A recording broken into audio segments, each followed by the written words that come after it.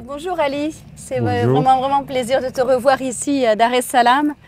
La dernière fois qu'on s'est vu, c'était à l'université de Yaoundé l'an dernier pour la grande Non, c'était à Dakar au mois de juillet dernier, effectivement, pour le colloque en l'honneur du professeur Tube. C'est toujours un plaisir pour moi de te voir. Le plaisir est Tu partagé. as participé à l'aventure SLAFNet, je dirais, depuis le début, lors de la conférence de Nairobi en 2014, où nous avons pu t'accueillir, ainsi que Ibrahim Ibn Altanat de Temet Mali. Pour moi, c'était une grande chance de faire votre connaissance. Toi, comme président de l'association Timidria, et tu es aujourd'hui le secrétaire exécutif du réseau G5 Sahel de lutte contre l'esclavage, avec d'autres militants. Tu nous as apporté beaucoup dans le cadre du projet SLAFNet, et jusqu'à aujourd'hui, puisque ça va faire bientôt 10 ans en fait que l'on se connaît. Donc c'est un peu le moment de faire le bilan, puisqu'on se retrouve à Dar es Salaam. Qui l'aurait cru il y a 9 ans? Donc comment tu as vu toutes ces activités que nous avons faites ensemble, autant du côté académique que du côté militant, et est-ce que justement SLAFNet vous a apporté quelque chose, sachant que vous nous avez apporté énormément? Voilà. Donc je te laisse te présenter, Ali. Ok, je suis, comme tu l'as dit, Ali Bouzou. Je suis président de l'association Timidria et je suis le secrétaire exécutif du réseau G5 Sahel, donc de lutte contre l'esclavage. Moi, je vais dire d'abord merci. Merci à toi, Marie-Pierre Ballarin. Je dis merci parce que c'est toi qui avais pensé, je crois en 2014, avec le professeur Ibrahim Tchoub, quand vous organisez la conférence de Nairobi, vous avez sollicité maintenant d'approcher les activistes. Et c'est en ce sens que vous m'avez contacté. Avec Ibrahim Ibn Altanat, à l'époque, on était partenaire de la Fondation Rosa de Luxembourg. Effectivement, on était à Nairobi. Et sincèrement, SLAFNet, je vais rentrer directement dans les activités, dans les témoignages, c'est-à-dire, tu as dit tout à l'heure, nous, on a apporté quelque chose à SLAFNet, mais en réalité, c'est SLAFNet qui nous a apporté quelque chose. Parce que SLAFNet a changé notre façon de lutte. Parce qu'avant, c'est notre carcan de lutte activiste, abolitionniste comme ça, sans aucune preuve scientifique. Et là, avec ce jumelage-là des chercheurs et des activistes, donc tu vois, directement, c'est un nouveau élan chez nous. Et c'est une nouvelle aventure aussi pour nous. Et du coup, on a vu l'importance de cette aventure, puisque ça nous a permis d'avoir des preuves scientifiques sur lesquelles on peut se baser pour mener notre militantisme. Donc, surtout, nous, on a commencé à le faire. C'était après la réunion, le colloque que vous avez organisé en île Maurice, donc avec Benedetta aussi, qui est là aussi aujourd'hui. Donc, on a commencé à réfléchir sur une même idée de l'Esland. Oui. Donc, voilà. Et l'Esland, quand on a monté ça, c'était en 2018, on a organisé une conférence internationale. Vous étiez là, c'était à Niamey. Et c'est pour la première fois qu'on organise une conférence internationale sur l'esclavage au Niger. Et d'ailleurs, c'est lui-même d'une exposition.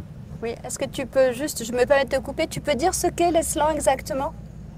L'Esland, voilà, les projets l'Esland, ça veut dire héritage de l'esclavage au Niger.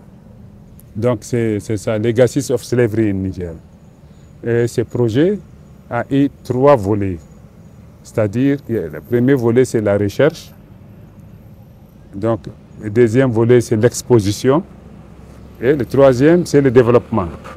Donc, dans le premier volet de la recherche, c'est ça, on s'est approché, puisque c'était une collaboration entre les universités et nous, Timidria, pour faire ce projet. Les universités de Birmingham, les universités Abdul-Moumouni de Niamey, où on a recruté même des étudiants qui sont là actuellement, qui sont devenus des docteurs. Donc, on les a recrutés pour faire de la recherche sur l'esclavage au Niger. Donc cette recherche s'est basée sur 200 échantillons sur l'ensemble du territoire du Niger.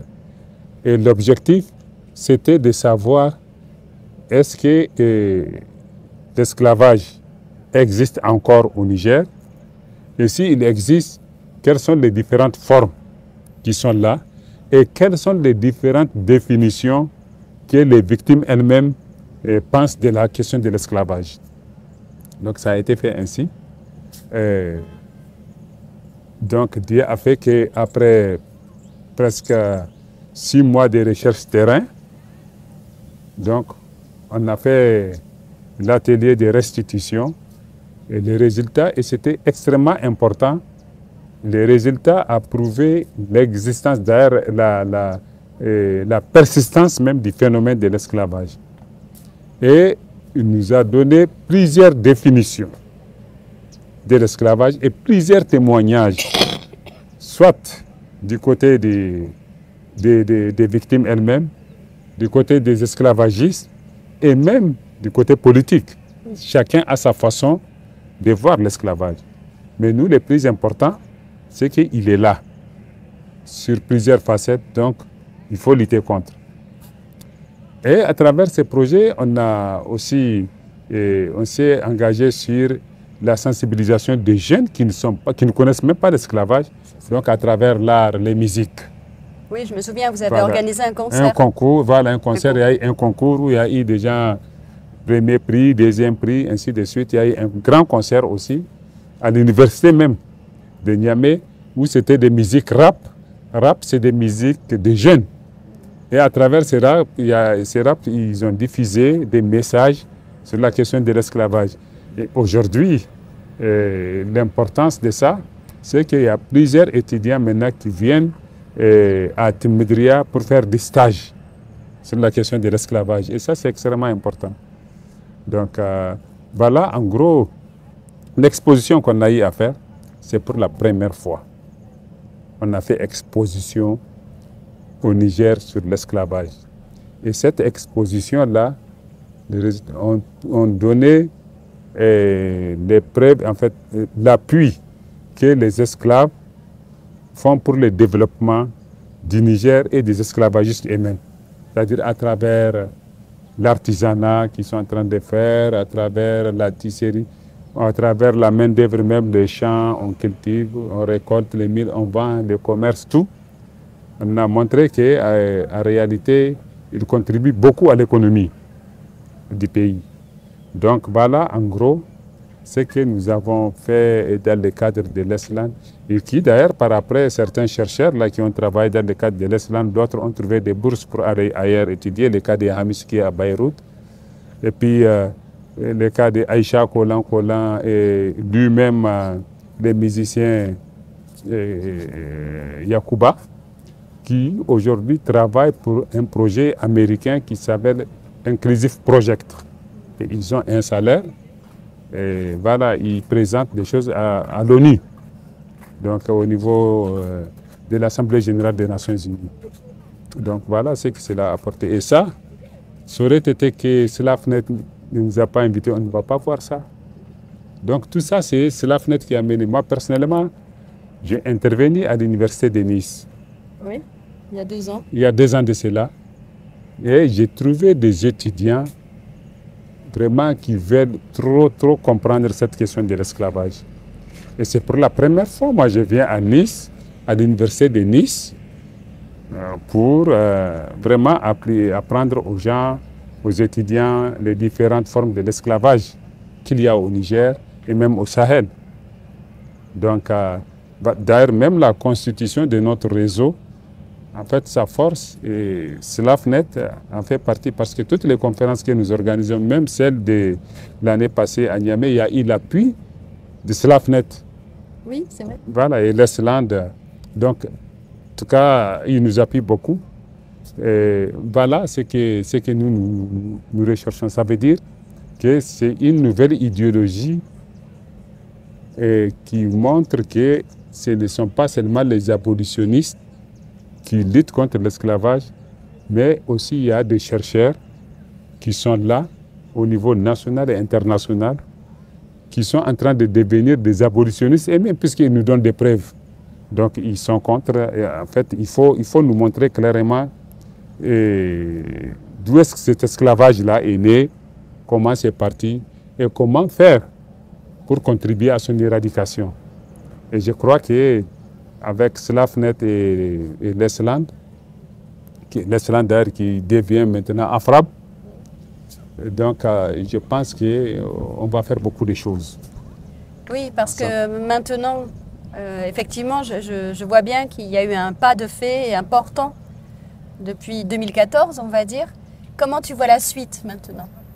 Ce que je vois la suite, d'abord, avant même de parler de la suite, quand on était revenu de Nairobi en 2014, il y avait la rapporteuse spéciale des Nations Unies sur les formes contemporaines de l'esclavage qui a fait une visite de travail au Niger. Et la rapporteuse, quand elle était venue au Niger, le gouvernement m'avait appelé puisqu'ils ont suivi tout ce que nous faisons et même la participation à Nairobi. Bon, ils ont dit, puisqu'on dit que l'esclavage existe, la rapporteuse est là, il faut qu'on lui montre ça. Donc on m'a dit d'organiser sa mission. On a ciblé 2 sites, un qui est proche de Niamey et l'autre qui est au centre Niamey, dans la région de Tawa, où s'est pratiqué le phénomène de la Wahaya. Donc, la rapporteuse avait fait les visites dans ces 2 zones et après elle était revenue à Niamey, elle a fait son rapport dans lequel elle a formulé 31 recommandations à l'État du Niger sur la question de l'esclavage. Et ces 31 recommandations ont été acceptées dans leur intégralité par le gouvernement nigérien. Donc je crois que ça, c'est extrêmement important. C'est très important. Et du coup, ça a amené les politiques, ou bien les politiques à changer de vision. Puisqu'on a obtenu l'institutionnalisation d'une journée nationale de lutte contre la traite des personnes et l'esclavage. Et ça, c'est grâce à tous ces efforts-là, le gouvernement a pris un décret pour ça. Et actuellement, nous sommes même dans la phase, on a même révisé le code pénal nigérien en insérant 14 articles, 14 nouveaux articles sur l'esclavage. Et le code est au stade d'adoption. Bon, il y a eu le coup d'État qui est intervenu. Je pense que maintenant, on va toujours continuer l'effort pour que les nouveaux gouvernements prennent quand même une ordonnance pour l'adopter, quoi. Le gouvernement soutient? Oui, le gouvernement actuel, il va soutenir, puisque de toutes les façons, vos programmes ont permis à ce que nous soyons incontournables, que nous soyons aussi respectés par nos États. Aujourd'hui, c'était un président de la République de la Mauritanie qui dit à son ministre des Droits de l'Homme de m'appeler pour organiser une rencontre en Nouakchott et sous l'égide de l'ONG IRA. Et cette rencontre, dans son thème, est comment faire de la lutte contre l'esclavage un combat commun et consensuel entre le gouvernement du Sahel et les OSC. Donc tu vois, c'est déjà une avancée. Tu peux rappeler ce qu'est l'IRA? L'IRA, son président est là maintenant, Biram, c'est une organisation qui lutte contre l'esclavage en Mauritanie, donc qui a eu son autorisation l'année passée, juste. Donc c'est l'initiative pour la résilience abolitionniste en Mauritanie. Donc c'est ça, IRA, dont son président est aussi politicien, parce que quand on a fait la conférence à Paris, à l'école de haute études en sciences sociales, on a démontré que pour vraiment apporter un changement dans la lutte contre l'esclavage, il faut aussi s'engager dans la politique. Et Biram s'est engagé dans la politique jusqu'à ce qu'il est, étant même en prison, élu député. C'est-à-dire qu'il n'a même pas fait campagne, mais il est élu député. Et il a été aussi deuxième sur la liste présidentielle, c'est-à-dire aux élections présidentielles. Il était le deuxième, malgré que ça a été torpillé. Si c'est parti, si ça n'a pas été torpillé, peut-être il allait gagner, puisque le second tour n'a pas eu lieu. on a empêché le second tour. Donc, tu vois, maintenant, pour la continuité de ce programme, moi, je vais clairement qu'on fasse des études surtout au pays du Sahel, pour voir les connexions possibles entre l'esclavage et le terrorisme. Puisque, quand on prend le Sahel, la zone des 3 frontières, qu'on dit, c'est une zone aussi de persistance des pratiques esclavagistes. Alors qu'on ne sait pas, puisque moi, en Mauritanie, j'ai dit dans mon discours, la question du terrorisme n'est pas seulement liée à la pauvreté ou à l'ignorance ou à des vérités indépendantistes. J'ai dit des inégalités sociales, telles que l'esclavage par ascendance pourrait être aussi une source, puisque les gens, soit ils veulent se venger, soit ils veulent se libérer, peuvent aller dans tous ces sens. Mais maintenant, il nous faut avoir ces réseaux de chercheurs-là, quand même, pour nous donner quand même les vraies preuves, quoi. Les vraies preuves, je les appelle scientifiques, que personne ne peut nier. Donc ça, c'est la première des choses. Deuxièmement, aussi, comme on parle de la question du développement aussi, même s'il y a des recherches et autres, c'est bien aussi que les projets, que ce soit SLAFNET ou AFRAP, aussi pensent au volet développement. Volet développement, pas forcément distribuer de la nourriture ou quoi, c'est-à-dire s'investir dans l'éducation. Oui. La question de l'éducation est cruciale, puisque l'esclavage, d'une part, on dit aussi qu'il y a l'ignorance. Et c'est vrai, il y a des gens, des communautés qui n'ont pas droit, c'est-à-dire d'avoir une école chez eux. Pourtant, quand on prend mon pays, au Niger, on dit que l'éducation est obligatoire. Mais des villages où persistent les questions de l'esclavage, il n'y a pas d'école. Il n'y a pas d'école. Donc ça, c'est les droits, c'est-à-dire les sociaux, les droits de base, à savoir l'eau, il n'y a pas de l'eau. Les forages, il n'y a pas. Il n'y a pas la santé. Alors ça, ce sont des droits, vraiment ça, c'est des droits fondamentaux. La question de la santé, la question de l'eau et la question de l'éducation. Donc je veux que quand même, ces projets-là, dans la continuité, voient quand même si ce n'est pas eux qui financent, trouver des pistes de financement pour des collaborations possibles. Le travail. Voilà. Donc c'est sur ça, en tout cas, je veux que les nouveaux programmes se penchent. Je sais qu'on fait des réunions, on se retrouve dans des colloques, maintenant on se voit, même le colloque là, on se retrouve, on fait des présentations, on va, mais en réalité, on ne s'assoit pas pour tirer une synthèse. Normalement, après chaque colloque, on doit s'asseoir, on doit avoir une journée de synthèse et puis faire des recommandations. Oui, tout à fait. Ce qu'on ne fait pas, donc voilà, c'est ce genre de choses que je veux qu'on développe, quoi. Oui, dans les tu nouveaux as tout programmes. à fait raison. Sur la question de l'éducation, c'est intéressant parce qu'on a fait un documentaire sur, alors pas sur l'esclavage dans servile au Kenya, mais sur les persistances, on va dire, de certaines pratiques discriminatoires liées à l'esclavage, quand on est descendant d'esclaves.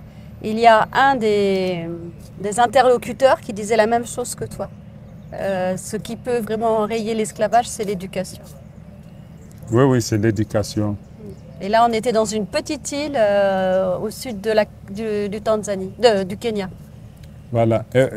Autre chose que Nesland et même SLAFNET nous ont apporté, c'est qu'on a créé un réseau G5 Sahel de lutte contre l'esclavage. Mais à la conférence de Niamey, qui s'est tenue en mars dernier, il y a eu des fortes recommandations qui ont dit d'élargir, c'est-à-dire de créer un réseau africain pour permettre à tous les pays africains qui désirent être dedans, donc qu'on les accepte.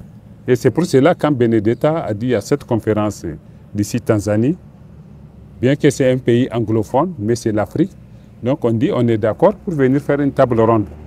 Déjà, c'est bien de créer ces brassages parce que si on lutte contre l'esclavage, il faut lutter d'une manière totale. Tout à fait. Parce que quand on lutte de ce côté, on laisse l'autre côté, ça ne va pas. Oui, il faut prendre... Et surtout en tout cas, quand on prend l'Afrique de l'Est, l'esclavage qu'ils ont connu, c'est lié à la traite. Non, pas que. Oui, en tout cas, pour la plupart, c'est des gens qui ont été transportés et maintenant, leur combat va toujours dans la question des réparations. Donc, tu vois, c'est bien d'avoir les deux systèmes là-bas, réparation, et nous, ici, lutter même contre... Parce que l'esclavage qu'on vit dans l'Afrique de l'Ouest, surtout au Sahel, c'est un esclavage basé sur la coutume islamisée, sur l'islam, qui montre aujourd'hui actuellement des gens qui sont là sous domination d'autres. Donc, ce qui n'est pas normal. Ça veut dire qu'il y a les deux tendances. En fait, ensemble, on peut lutter, on peut renforcer nos efforts pour lutter contre ça, quoi. Oui, c'était l'idée de la conférence de Maurice, voilà. Quand vous étiez venu, parce qu'en plus, c'est vrai qu'à Maurice, il y a beaucoup aussi d'activistes, de militants. Alors effectivement, pas qui sont plus en situation d'esclavage aujourd'hui, mais qui souffrent des héritages de l'esclavage au quotidien. Ah ouais. C'est beaucoup vrai en Afrique de l'Est. Et l'an dernier, si tu te souviens, à Yaoundé, on avait vraiment ouvert, parce qu'à Nairobi, vous étiez deux militants, plus on avait un collègue des Comores et un collègue du Kenya. Mais à Yaoundé l'an dernier, il y avait une très belle table avec plusieurs militants du Cameroun, du Tchad. Donc c'était... C'est vrai qu'on avance. Avec vous, on a commencé à avoir des partenaires tels que la Fondation Mémoire pour l'esclavage, ça, qui nous a déjà appuyés maintenant, en fait, à contribuer à la participation de Rechatou, la présidente du Temet Mali, qui est là. C'est la première fois. C'est la première fois. Ça veut dire que... Et ça, le contact, ça a été facilité grâce au SLAFNet. Oui. Donc voilà. Vous voyez, donc c'est vraiment important. Et je sais qu'ici, il y a la Fondation Mémoire pour l'esclavage qui est là. On va encore gagner du terrain. Oui, bien sûr. Donc voilà, c'est ça.